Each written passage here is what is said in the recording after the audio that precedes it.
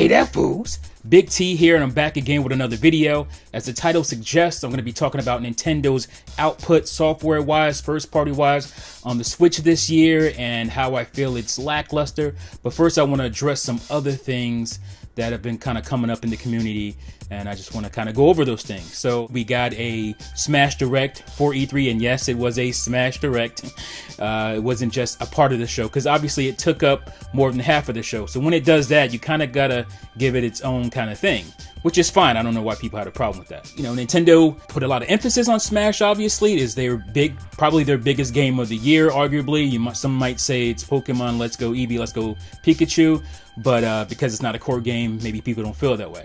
So they put a lot of emphasis on it, and obviously the Direct itself was kind of like, if you're not like a technical or a more pro Smash Brothers fighter player, that probably wouldn't have been that interesting for you. And the biggest thing would be that there's, you know, all the characters from the history of Smash Brothers are coming back and are being put in this game, and that's a big thing.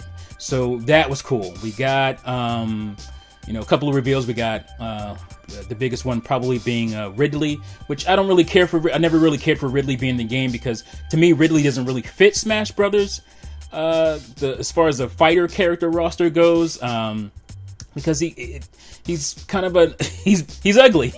He's an ugly character, first of all, and I understand his impact and what he means to Metroid, but I'm just saying, as a fighter, he wasn't that compelling to me. But if he's in there, I don't care.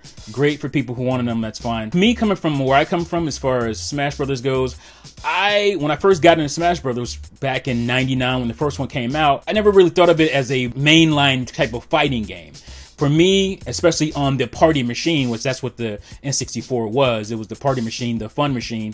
It was more of a party game. Throughout the years, especially once we got the Melee, that changed, and I'm fine with that. I'm glad more core people, more core fighting game fans picked it up. I'm a core fighting game fan. I'm just not core when it comes to Smash Brothers. Like, my favorite fighting game series is Virtua Fighter. It's probably my favorite fighting game series of all time. As far as my history goes, that's where I'm coming from. And I never became a kind of core fighting game guy with Smash, but I love Smash. I've played every one of them. I bought them all, love them all. Yes, even Brawl. I know a lot of people don't like Brawl, but I really like Brawl as well. And that's how it's been with me. And as far as like playing other people, it's like my friends, and they're not like core fighting game people either. So it was just like a fun party atmosphere when it came to Smash. We had all items most of the time, and we just had a bunch of fun with it. So outside of like something that's more, well, should I say, casual, coming to Smash Brothers, I'm not going to be overly excited, because we all know what to expect when it comes to Smash Brothers. It's weird for people to get upset with me, because I've said I'm not as excited about, you know, Smash this year, and obviously Terminator Juice has said that as well. He's got a lot of flack for it. For me, Smash is Smash. Like, it's like, for me, from my perspective, where I'm coming from, like I said, it's not going to wow me, because I know what Smash is. And I think Red Knight might have taken it a different way when I said Smash is, at the end of the day, Smash is a fighting game. That wasn't to downplay it. It was just to say that you know what to expect from a fighting game. You pick your fighter, you jump in, you know the mechanics, and you fight. And that's all there is to it. Whereas a game like, you know, let's say Mario or Zelda, yeah, you know the core mechanics. You know how to jump, you know how to shoot fireball or whatever. You know how to slash with your sword. But the surprising stuff, the discovery stuff, is the discovery of those games, going through different levels and stuff. And in Smash, you're on different platforms and stuff like that. That's fun, but that stuff will wear off after a while. Like, because you're gonna just be focusing on your character fighting other characters, and that's all I was saying. It wasn't that, you know, Smash was just, you know, a fighting game, because I don't feel like it's just a fighting game. It has all the best characters in the gaming history in it, so there's no way it can be just a fighting game. I'm just saying, at the end of the day, mechanic wise, you know what to expect. You're not gonna be surprised. You're just gonna go in, you're gonna play, and you're gonna have fun. So that's basically where I was coming from. But then there's this other side of it, where it's like people are upset that you're not excited, and to me that's like weird cult type of shit. Like, it's just like, you can't make me excited for something. You can't make me excited for Smash no more than other people can make me excited for The Last of Us. I played it, I tried it. I'm not as enthralled with it as a lot of people are. And so if people can't force me to be happy or to like and love that game, why can you force me to be excited about a game that I do love, but, you know, overall, looking at the year, especially, I'm not overly excited for. Now, I am excited for, obviously, the reveals of the different characters with Simon Belmont, Richter. You know, I was blown away by that. I was really happy to see that. But at the end of the day, again, you're going to be fighting in an arena, and, you know, there's nuances in a fight, obviously. That stuff will be fun and new occasionally. But for me, as far as Smash goes, after 10, 15 hours of going through, like, all the fighters and unlocking stuff and dealing with all the stages and stuff, it's gonna just be Smash. But 10 and 15 hours into a Mario game, or even a Zelda game, or, you know, an adventure style game, I'm still engaged as far as what's going to be coming, what's going to be happening. Like, I'm still discovering stuff new in Zelda today. 230 hours into a Breath of the Wild. Like, that's crazy to still be finding new stuff. And I'm still not done with everything. And I haven't gone through Master Mode or any of that stuff. So my 230 is in the first, you know, my first save file. So, like, that is a pretty huge thing to me. So let's divert that, shall I say, into the main topic of this video, which is Nintendo's lackluster output on the Switch this year. Now, again, because you say these things and people hear something differently. What I'm saying is not the Switch. The Switch itself has had a great year as far as games coming out, like third party especially has been way bigger this year than it was last year, and that's what I was hoping for and expecting. So, and that's happening. I'm talking about Nintendo. Nintendo themselves are the first party studio, so don't get it twisted. Nintendo themselves, their output this year hasn't been exciting at all to this point. Like, I love Kirby. I played the Kirby game. It's fun, but it's very easy. Kirby Triple Deluxe and Planet Robobot, to me, are far superior than this Kirby. I still love playing this game. It's fun, but it's very easy. It's, you know, you're not overly engaged in it. You're just kind of dealing with the mechanics and having fun in the world itself. So again, like, it's very similar to Smash, where it's like, well, I know what to expect from Kirby. I'm glad we're getting a new one, but I'm not overly excited about it. And it was the same thing with this one. I wasn't overly excited about it. But that's acceptable for Kirby, but not for Smash. Anyway, moving on. So we got the ports like Bayonetta 2. Again, the port itself annoys me because, at least in North America, there's only one game card for Bayonetta 2 and not for 1. You have to download it. To me, that even took away from what was already a takeaway, which was another Wii U port.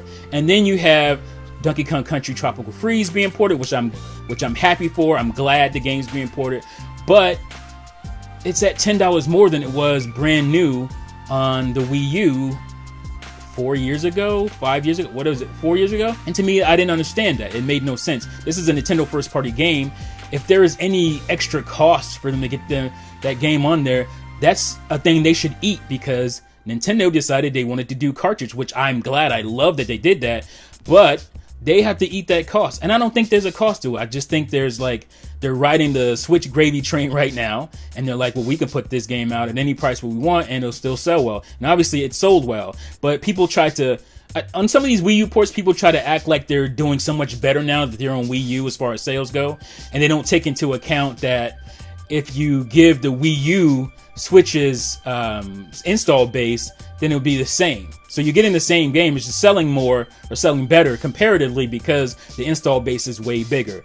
And it's funny because I hear these arguments, like even from OJ Player, says like he'll bring up install base for when he wants to argue sales being small or lower for a game that he likes or cares about. But then when it comes to the Wii U ports and people saying, oh, well, you know, what's the point of this? And then it sells okay for the install base. And he's like, oh yeah, look how much better it's selling on Wii U. But it's like, you, you just made a point about install bases for this game, but why not these games? Anyway, and speaking of him, like, as far as the whole port situation goes, and again, this is not ill will towards OJ. We talk all the time. Well, not as much lately, but we talk. And, you know, we go back and forth about things here and there. And again, it's not ill will. It's just because he seems to be upset. I don't want to say upset, but he seems to be annoyed by people saying that Smash Ultimate is a port. And it's obviously not a port. I would never say that.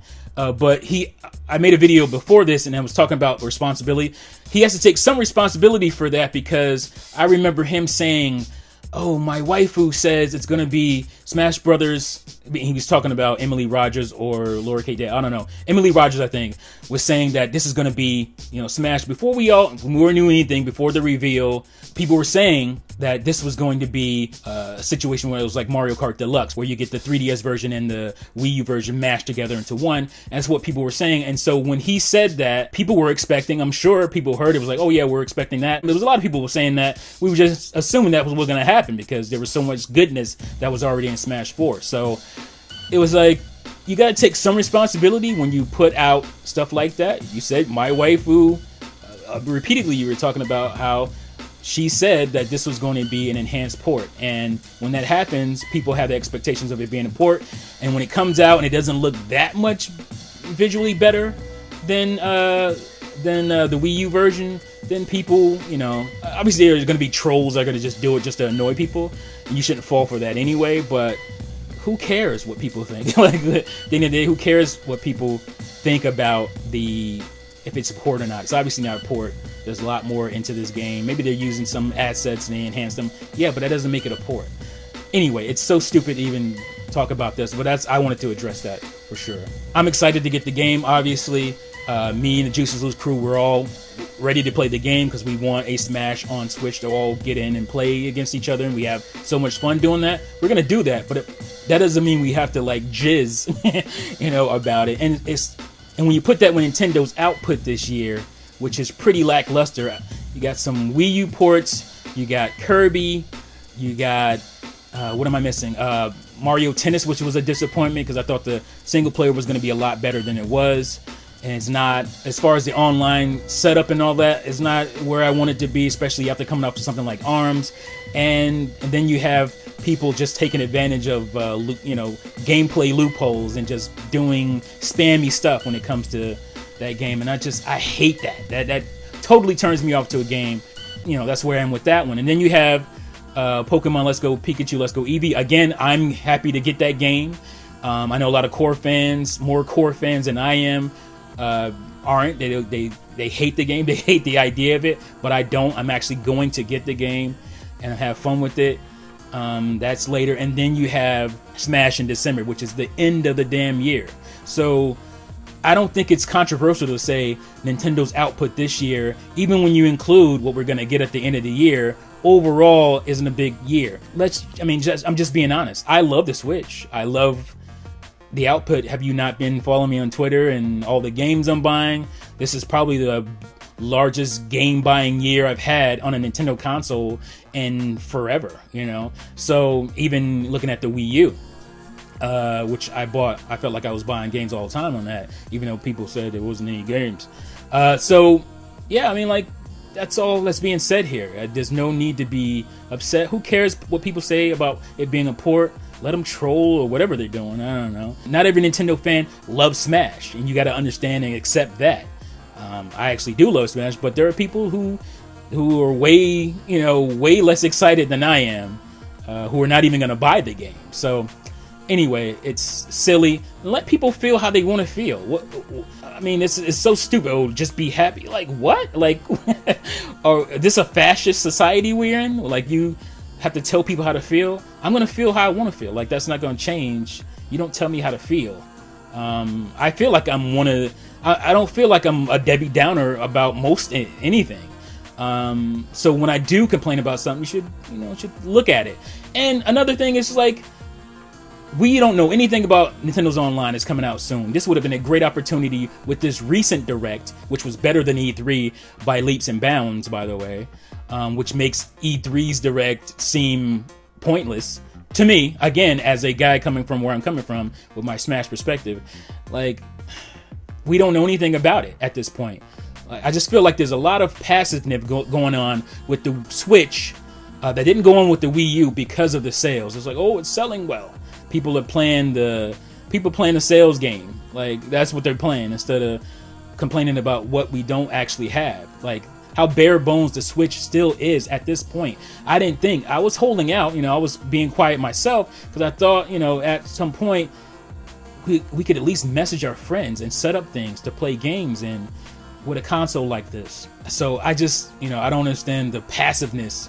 Well, I do understand it, and the telling people how to feel. I understand that, but that, to me, that's cultist. That's some fascist type of stuff right there, and I have none of that. I will think how I want to think and feel how I want to feel. But anyway, that's all I want to say for this video. There's no ill will between me and OJ, no ill will between me and Red Knight. We talked about it. Like, that's one of the things that happens when you don't talk to somebody personally, like when, especially if you know them. It's one thing if you don't know a YouTuber and you don't have any contact with them and you just make a video, that's one thing.